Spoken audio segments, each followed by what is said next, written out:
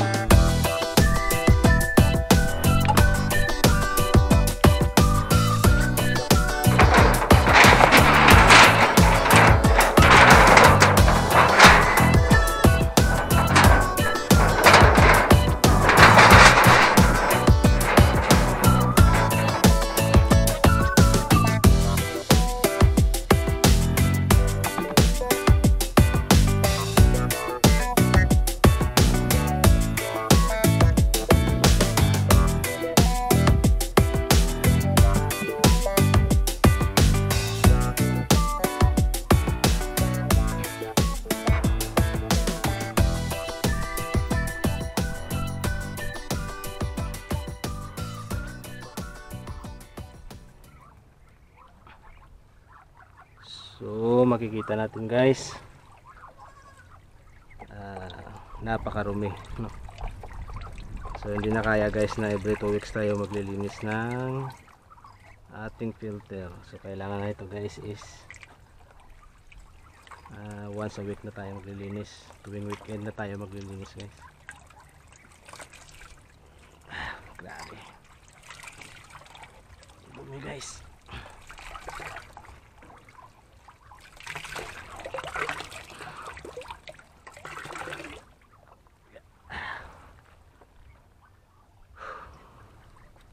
Yan, makita nyo guys, oh. Ang dumi.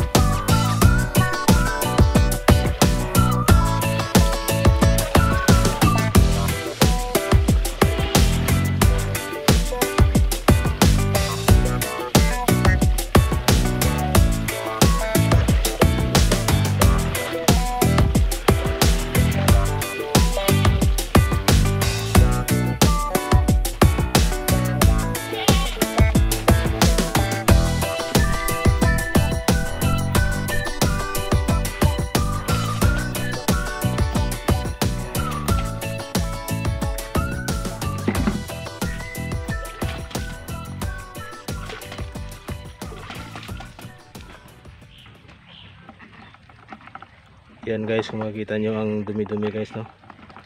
So 2 weeks kasi hindi tayo nakapaglinis. So base dyan guys, hindi talaga pwede na hindi na kayo pwede na every 2 weeks tayo maglinis. Dapat every week na talaga.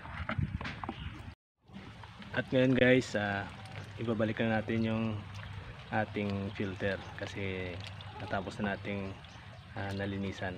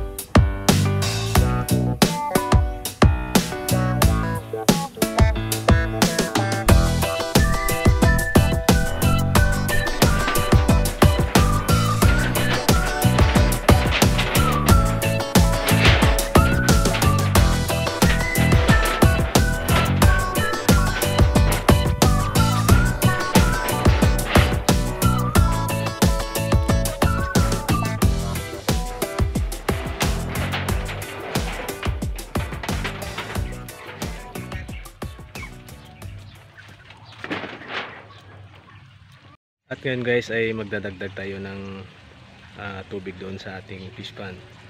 About 5 inches siguro guys ang idadagdag natin doon sa tubig ng ating fish pan.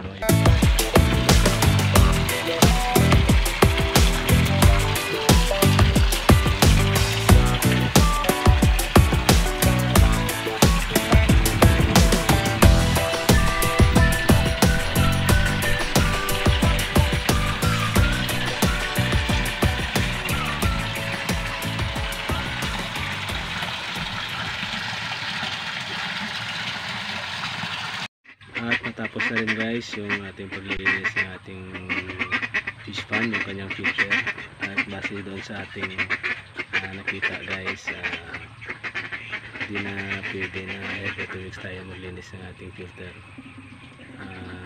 Every week na tayo maglilinis ng ating filter kasi nga masyado nang marumi pag every 2 weeks tayo maglilinis ng ating filter.